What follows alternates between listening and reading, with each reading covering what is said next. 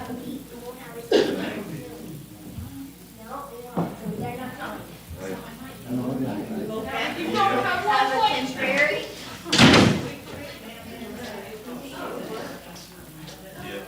Are you coming out of class? Especially in that first Good sit on the way back down. Hey, Mark. Hey.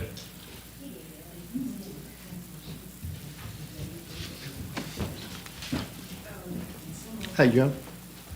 Daniel, you know, sick now, something. Yes, yeah, the kids are just, they're not really sick, but But they're they get. they're puny. Okay.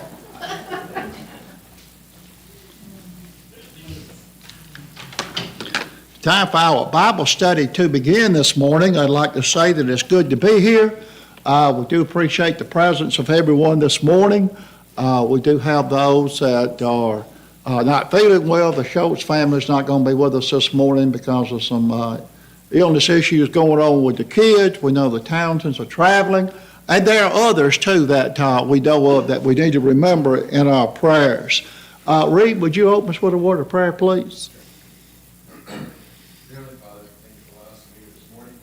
We study your word, as we learn from it, apply it to the walk of life. For the things that Brother Bobby and the teachers have prepared, and of course your word. Please be with us, please be with those in the prayer list, those that you know of. Please guide our direct us, comes to our service of you, we should give us our sins. In Christ's name we pray. Amen. Amen. This morning, we're going to begin in Numbers chapter 16, and let me put these glasses on and make sure I'm at the 16th chapter, okay, before I get started. So this morning, we're going to be talking about some things. Looks like we're going to have another flat-out rebellion going on both by Korah and 250 princes of the people, and then the people themselves. And we're going to find down toward the end of the chapter over 14,000 are going to perish in a plague. You know, this is not the first time there's been a flat-out rebellion by the children of Israel. It seemed like rebellion was in their nature. You know, in Numbers chapter 32 in verses 9 through 10, you know, they had to have a golden calf, didn't they? We'll call that a major rebellion. When we look at it, there were a whole lot of minor rebellions going on due to the lack of faith. So all I'm going to do is talk about actually before this morning counting Korah, and there are others that we can talk about. You know, we find that in Numbers chapter 11, there was a kind of a flat-out rebellion about having to eat the manna that God provided, and they wanted to go meet and wanted to go and have meat to eat. There was talk of, why don't we make us captains and return back to Egypt? We were better off in the flesh pots of Egypt than we are here to be led out into the wilderness to die. Also, we find in Numbers chapter 13 and 14, we just talked about it, that the promised land, the spies had come back, 12 of them had come back. Only Joshua and Caleb said, we can take this land. The rest of them, the other 10 spies said, no, the people are giants and too great.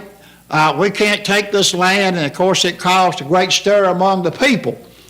Well, out of that came a delay in entering into the promised land, that they're going to wander, and I'm just doing a quick overview, for 38 years or 40 years in the desert.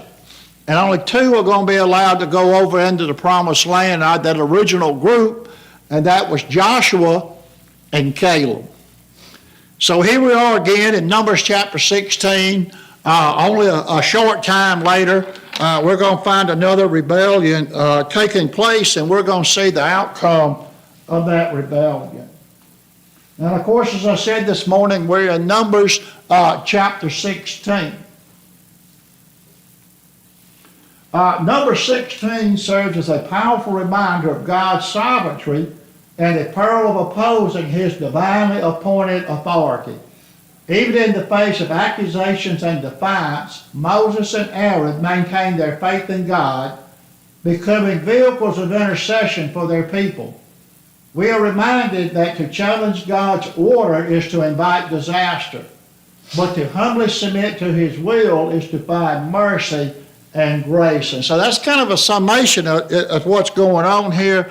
Korah and his rebellious ones are going to challenge Moses and Aaron's authority, primarily Moses' authority. And yet we find Moses and Aaron both do what?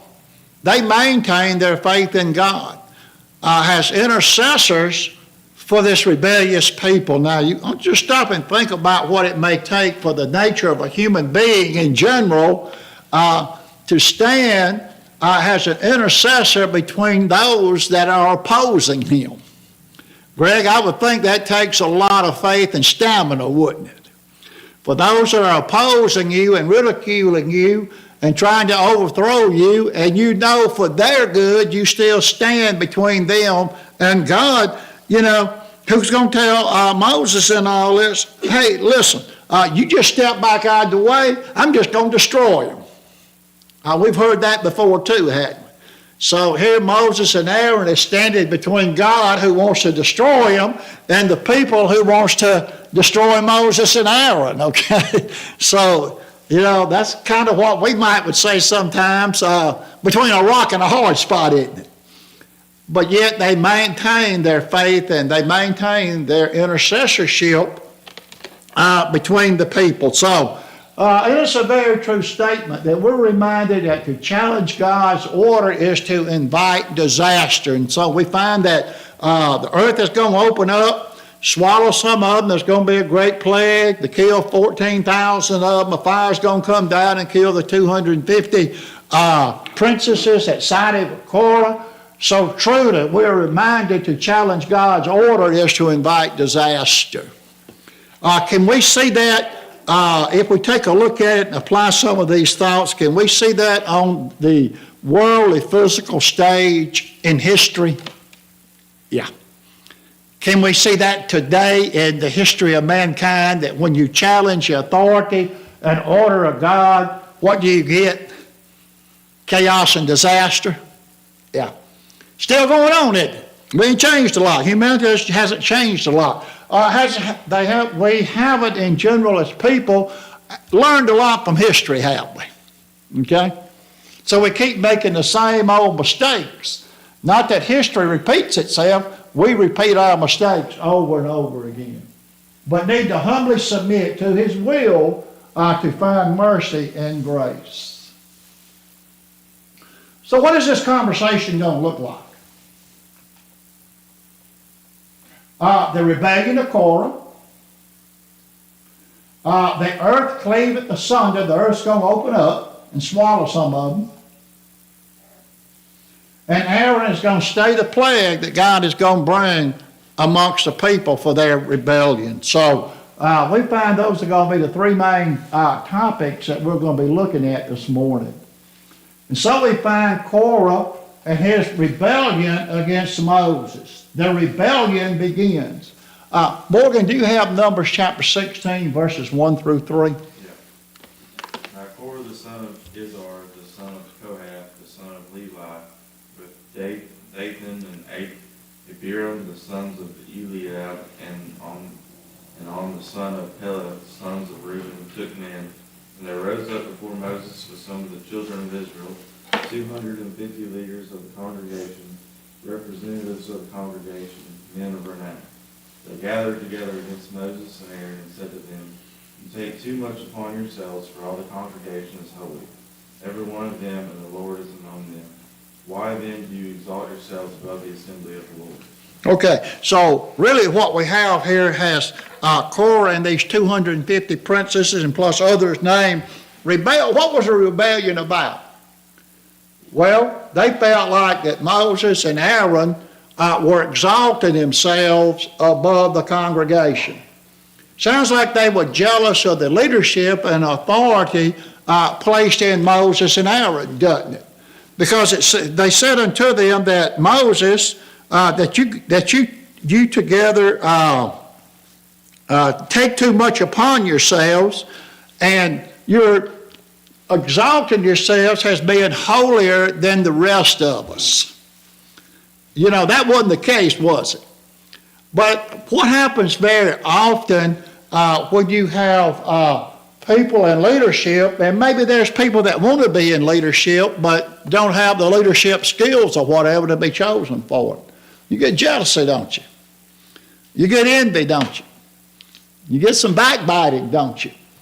And that's what's going on here. Korah and these princes are saying, hey, we're the people of God too. We're just as great as you are. And they were. But the point they was missing is God had put this organizational structure in order for their benefit. Okay? That's the part that they missed. When you really look at it, it might would be fair to say that it looks like Korah and these princesses might have been a little power hungry themselves. Imagine that, Greg. Somebody being power hungry, right? Glad we don't have to worry about that today. Look at you. Yeah, man. But anyway, that's what it's taken on the appearance of. So you got Korah generating this rebellion against Moses and Aaron. Korah, along with Dathan, Abram, and On, lead a group of 250 prominent Israelites in confronting Moses and Aaron. They accuse them of assuming too much authority, arguing that all the congregation is holy. And the whole issue, if you want to just boil it down and give a one-word surmise to it, was authority. Rejecting authority, wasn't it? If you want to boil it down. Jeff, would you read Numbers 16, 4 through 11? This is Moses' response.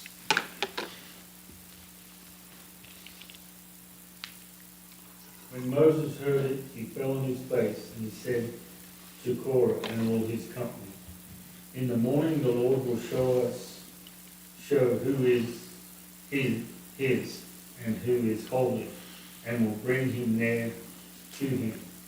The one whom he chooses, he will bring near to him.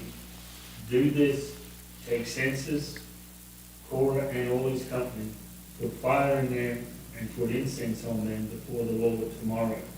And the men whom the Lord chooses shall be the Holy One. You have gone too far, the sons of Levi. And Moses said to Korah, hear now, the sons of Levi, it is too small a thing for you that the God of Israel is separated you from the congregation of Israel, to bring you near to himself, to do service in the tabernacle of the Lord, and stand before the congregation, and minister of them, to minister to them, and that he brought you near him and all your brothers and sons of Levi with you, and you would seek priesthood also. Therefore it is against the Lord that you and all your company have gathered together. What is Aaron that you grumble against him? Right, so here we have Moses' response to all this, and really, I guess to give a summation, he says, really, what's happening here, you guys, you're going to take too much upon yourself on this. What Moses is really saying, Korah, you and these princes had better be careful. You may bite off more than you can chew, okay? So it was kind of a warning that he's trying to give them. But God, he says, is going to choose who his saints are. Basically, God's going to choose who the people in authority are. God's going to choose those that are on his side. So we find Moses' response, if you really look at it real closely, it's pretty stern, really. He's telling, like I say, he's telling Korah and them 250 princesses, y'all better be careful. You may bite off more than you can chew doing this thing. That God has chosen his leadership, and we're the ones that are in that leadership. Moses, falling face down, proposes a test. Korah and his followers are to prepare incensers for the Lord, who will then show whom he chooses as his Holy One. Moses points out that it's really the Lord's priesthood that Korah is challenging, okay? God's authority is who he was challenging. This is one way that God's going to say, okay, let's do our censers and see who God chooses. Let's get the censers lit. Let's get the incense put in. Let's see who God chooses. We're going to see another way in chapter 17 that this works out. We all know the story of Aaron's rod budding, don't we? Well, the way that comes about is each tribe is going to place a rod before the Lord. The rod that God chooses will bud. Guess whose rod chose? Budded. Moses. Aaron's. So there again, he's going to demonstrate, I have chosen these men by authority, okay? By my will and by my way, they're the ones that I have chosen to be the leadership. And yet a lot of times, even though people are warned about their behavior and about their defiance, they go ahead and do it anyway. Verses 12 through 15. Read. Then Moses sent his sons to Dathan and Abiram, the sons of Eliab. They said, "We will not come up. It is not enough that you have brought us up out of the land flowing with milk and honey, to have us die in the wilderness. You would also lord it over us. Indeed, you have not brought us into a land flowing with milk and honey, nor have you given us an inheritance of fields and vineyards. Would you put out the eyes of these men? We will not come up." Then Moses became very angry and said to the Lord, "Do not regard their offering. I have not taken a single donkey from them, nor have I done harm to any." Okay, so here we are, just total like defiance, isn't it? These men are asked to come forward, and they just absolutely defy Moses and said, "We're not going to do it. You let us out here into this wilderness to die, and we're just not going to do it. You haven't taken us to that land of milk and honey that you have promised unto us." And Moses, that got Moses pretty upset, didn't it? It's a very upsetting thing when you're trying to do a benefit for someone or for people, and they just absolutely refuse to see the goodness that's come out of this. Now, stop and think about this for a minute. What had they seen so far? Well, back in Egypt, they had seen the gods of Egypt destroyed, hadn't they? Each one, out of the plagues that went on, those plagues had attacked the gods that the Egyptians had, and the gods were powerless. Okay, they'd seen all that. God led them out of Egypt to the Red Sea. What did they see at the Red Sea? The sea part. They crossed over on dry land. When the Egyptian army went to pursue them, what happened? The Red Sea closed up. They get out there in the wilderness. The clothes didn't rot, shoes didn't wear out, God feeding them. They seen all this. But what did they do? Grumble and complain, right? The golden calf, they saw what God did to the golden calf that they had made and the events that surrounded that. God gave them quail, didn't he? To eat. They wanted meat. And so it was one miracle after another performed, and they still couldn't see it. And now we have just people within the congregation that God had taken care of, just flat rebelling against the priesthood is what they're doing. Rebelling against God's authority, bottom line, is what they're doing. We're just not going to do it, And so that Moses became very wrath. And he said, "Lord, I haven't taken anything from these people. I haven't taken one donkey from them, and I have not hurt any of them." Very upsetting, isn't it? It's almost like they setting Moses and Aaron up to be some type of thief or something, isn't it? That they're doing this for their own glory, for their own pride and prestige. And so we find Dathan and Abiram refused to meet with Moses, accusing him of bringing them out of Egypt, a land of milk and honey, only to kill them in the wilderness. They reject his authority. Moses is distressed and insists that he has not wronged them. And he hadn't wronged them, had he? And so we find that this is just a flat-out defiance of authority. Verses 16 through 19, the test at the tent of meetings. Greg, would you read that for us, please? Verses 16 through 19. Moses said to Korah, you and all your company be present before the Lord tomorrow, day along with Aaron. Each of you take his fire pan and put incense on it. Each of you bring his censer before the Lord, 250 fire pans. Also, you and Aaron shall each bring his fire pan. So they each took his own censer and put fire on it and laid incense on it. And they stood at the doorway of the tent of meeting with Moses and Aaron. Thus Korah assembled all the congregation against them at the doorway of the tent of meeting, and the glory of the Lord appeared to all the congregation. Okay, so here we go, with the incense. The test at the tent of meetings is fixing to take place. Moses instructs Korah and his followers to present themselves before the Lord at the tent of meetings. As they do, the glory of the Lord appears to the entire assembly. Now, that's something else they had seen there at Mount Sinai, hadn't they? Had they not seen and heard the voice of the Lord at Mount Sinai? And the ground quaked and the mountain was on fire, and they said to Moses, "Let the Lord speak to you. We don't want him to speak to us anymore." And so, the Lord did put Moses in charge as being a spokesman for him, didn't he?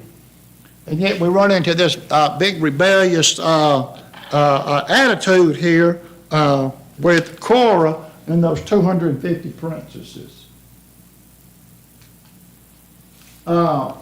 Morgan, read verses 20 through 35, divine judgment.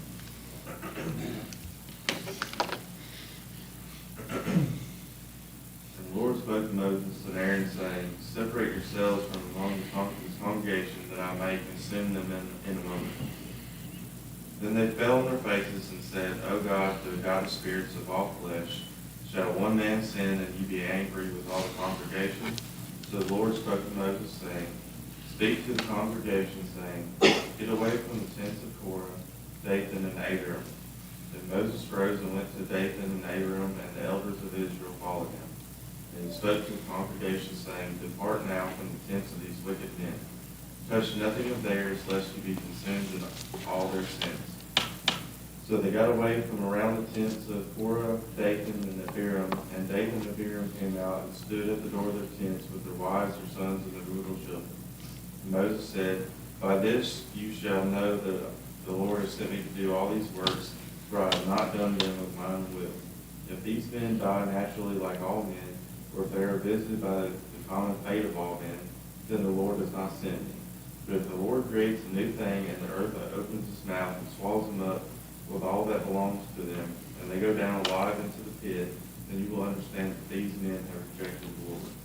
Now it came to pass, as they finished speaking all these words, that the ground split apart under them, and the earth opened its mouth and swallowed them up, with their households and all the men with Korah, with all their goods. So they and all those with them went down alive into the pit. The earth closed over them, and they perished from among the assembly. Then all Israel who were around them fled at their cry, for they said, Lest the earth swallow us up also. And a fire came out from the Lord and consumed the 250 men who were offering incense. Okay, so we find now that, God is not pleased with this at all, is he? That they had brought those incense out there and had laid them at the tabernacle door. And notice what it says here in verse 30, And the Lord spake unto Moses, saying unto Aaron, Separate yourselves among this congregation, that I may consume them in a moment. God was not going to accept those incense, was he? Because it was not done by faith. It was not done to give him the glory, was it? So what was he going to do with it? With the incense, with the people, with the congregation? He told Moses and Aaron to do what? Get out of the way, I'm going to destroy them. We've heard that before, haven't we? So the anger of God was kindled greatly against them. And what did Aaron and Moses do? They actually fell on the ground upon their faces and said, O Lord God of the spirit of all flesh, will thou be wrath with this congregation because of one man's sin? One man, Lord, now you're going to take this out on the whole congregation because you got the sin of one man, or sin led by one man, Korah? You know, Moses is pleading with God, you know, not to do this thing. That's what an intercessor does, doesn't he? If we go into a court of law with a lawyer and we're before the judge, what does a lawyer do? He pleads our case, doesn't he? Judge, are you going to send the whole city of Prattville to prison because we got this one man that has committed a crime? You know, that's trying to appeal to the Lord that's in his wrath. And so we find what's going to happen here now is the Lord tells Moses to speak unto the congregation and get you up from about the tabernacle of Korah, Dathan, and Abram. And what's going to happen? Well, he tells the congregation, you know, those of you that's not in this, you better depart and get back out of the way of these wicked men. Why? What's going to happen? Well, what's going to happen is the earth opened up and it swallowed Korah, their families, and those involved in the leadership of that thing. It swallowed them, didn't it? And what happened to the 250 princesses that had sided with Korah and Dathan and On and those guys? Well, we find that came out of fire from the Lord, and it consumed the 250 men that had offered that incense. Well, what happened? Why did it consume the 250 men that had offered the incense? Well, they were involved in this rebellion, and it just shows that their worship was unapproved and not authorized the way God wanted it done. It had to come from the heart, didn't it? What was in their heart? Well, it was an attitude of rebellion, wasn't it? Now, here's this old incense. Now, here's these old censers, you know. And it's kind of like maybe today when we do things begrudgingly, right? Maybe a lot of times, you know, and I'm just going to use the Lord's Supper as an example. It could be other things.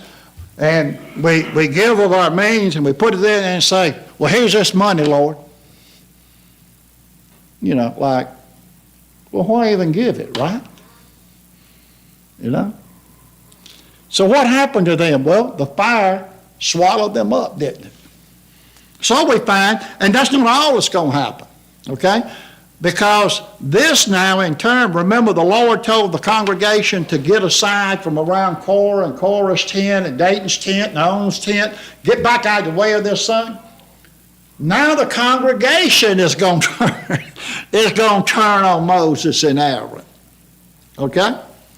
So here we see divine judgment taking place. God, ready to consume the entire congregation, is entreated by Moses and Aaron to spare the innocent.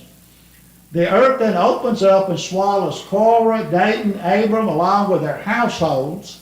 Fire from the Lord also consumes the 250 men that had offered that incense.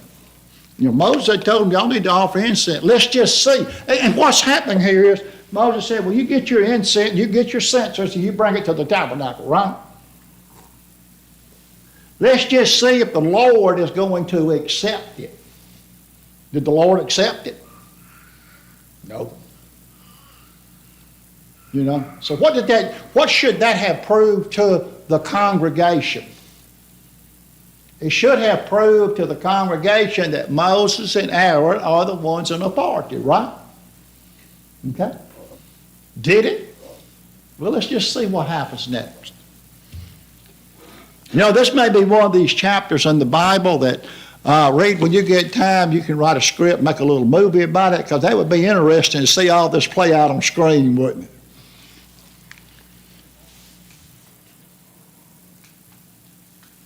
Verses 36 through 40, the censers. Jeff, would you read that?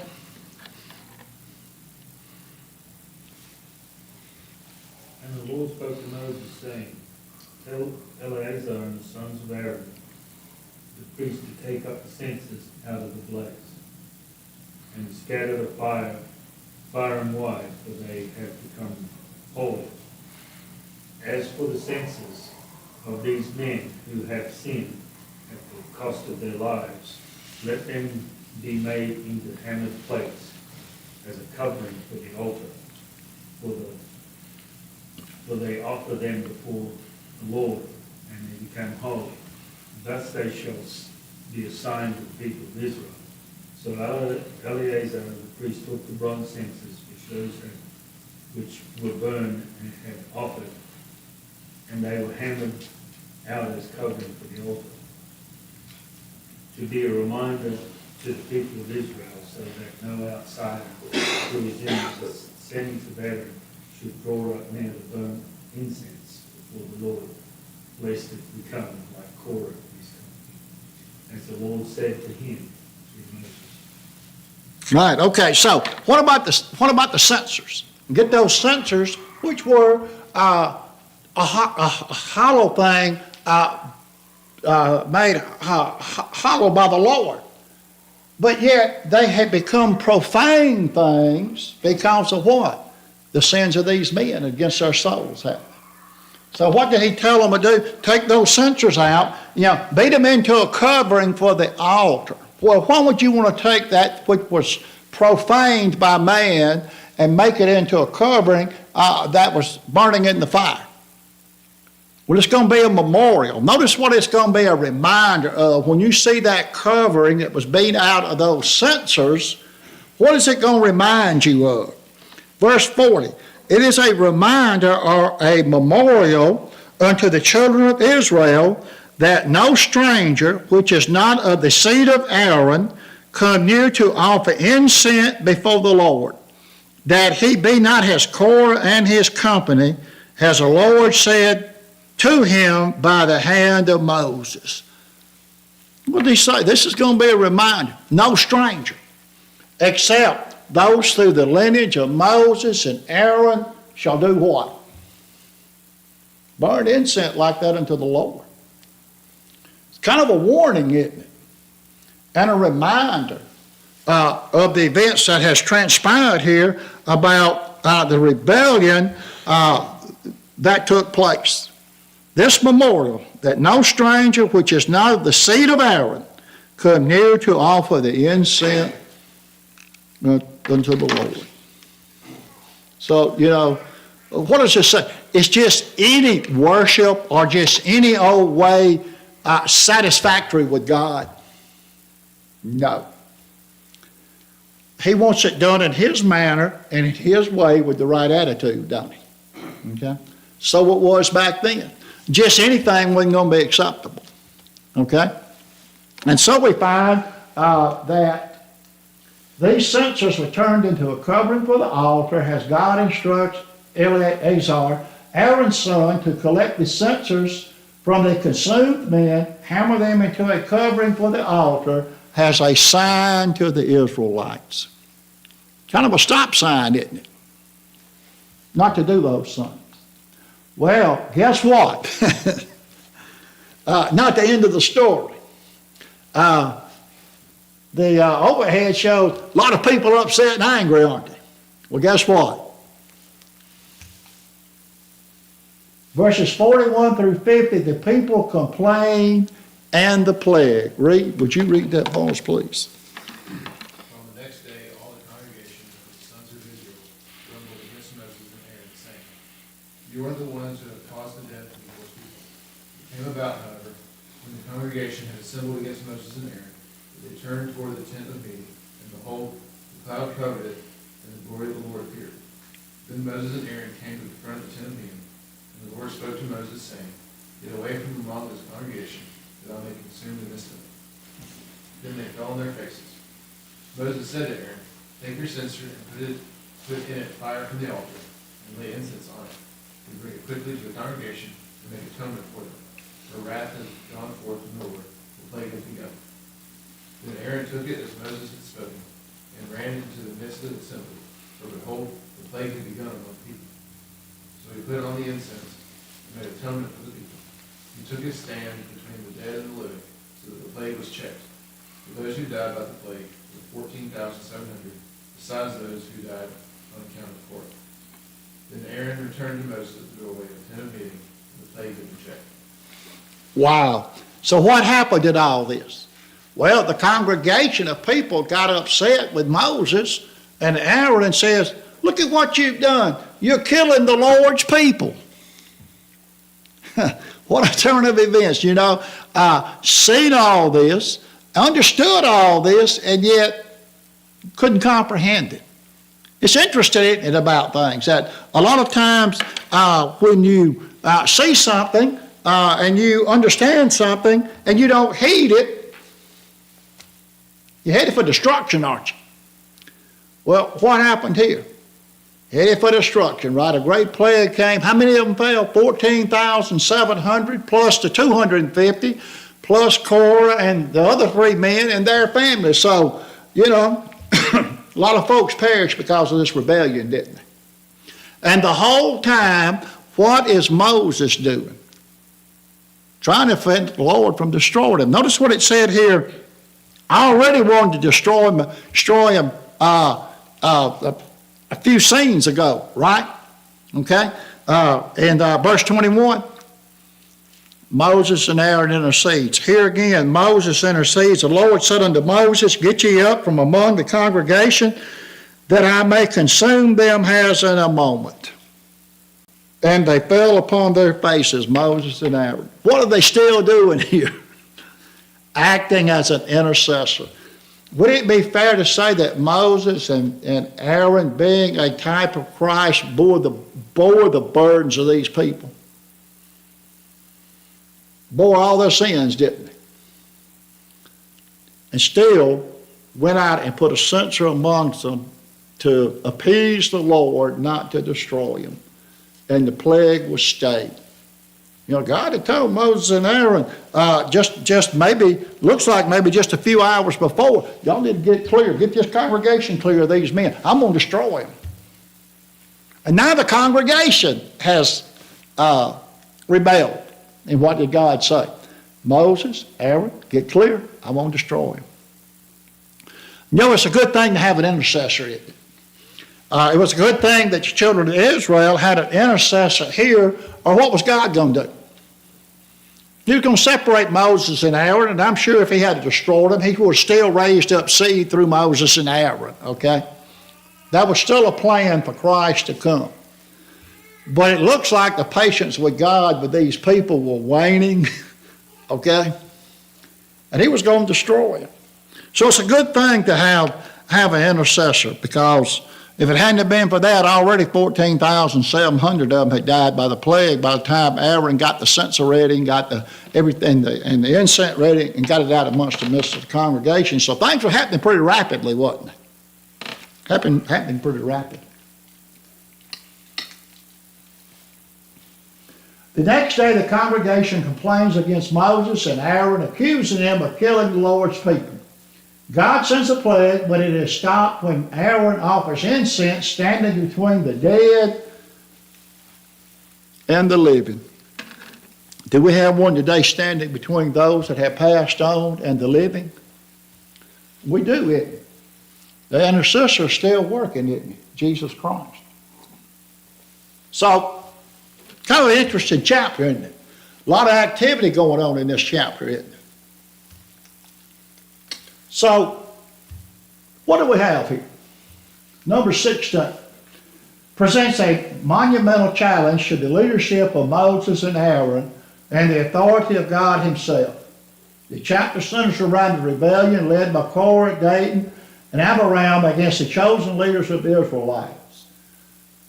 Their challenge is met with divine judgment, showcasing the Lord's intolerance for rebellion and his affirmation of Moses and Aaron's role.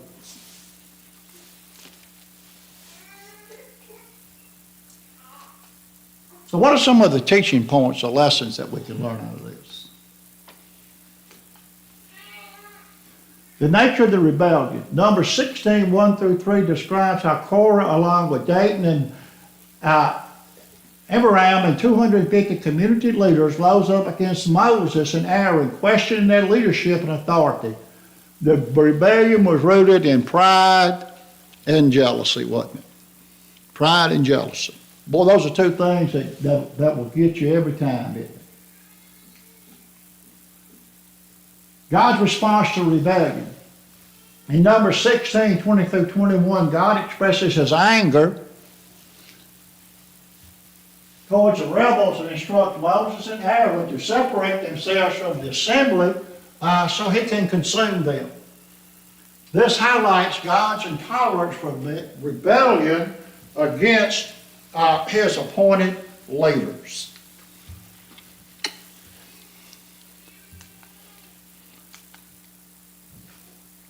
Intercession and mercy. Moses and Aaron intercedes for the people in Numbers 16:22, demonstrating their compassion and desire for the people's repentance despite their rebellion.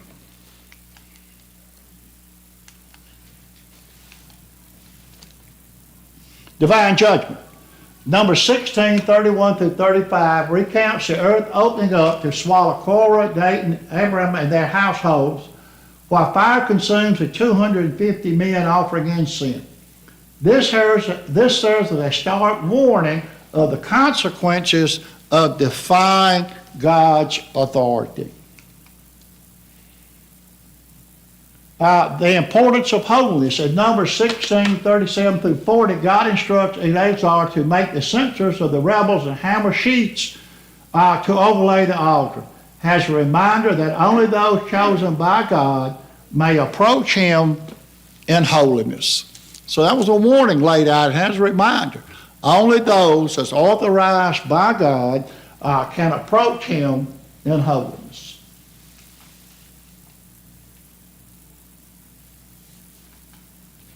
Oh, okay, so that's it. Any of you brother have any comments on that? I know I went through that quite rapidly. I kind of wanted to cover it. There's a whole lot in there within that. So,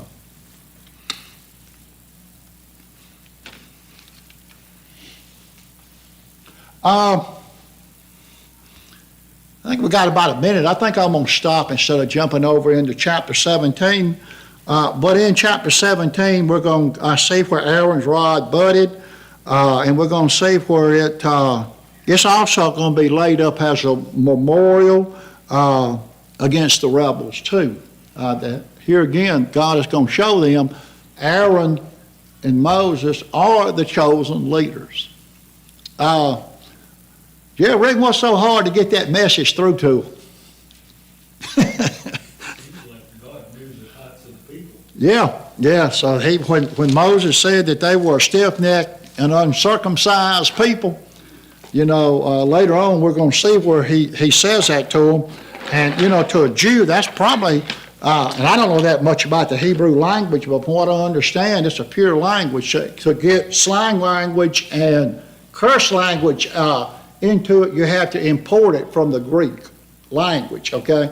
So when Moses said that to them, you may as well took a dagger and stabbed the grandmama in the heart. That was a hard saying for Jews, okay?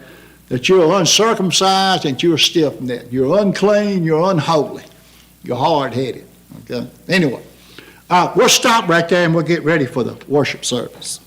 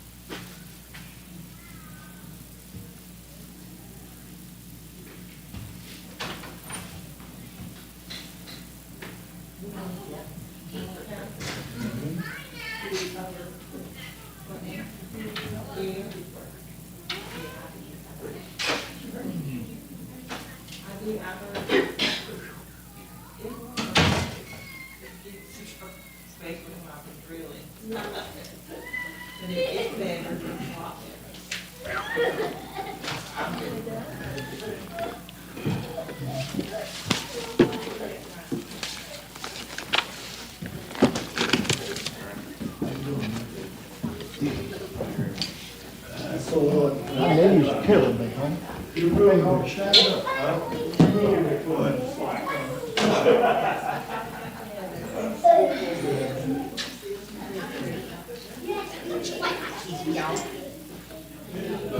Yeah.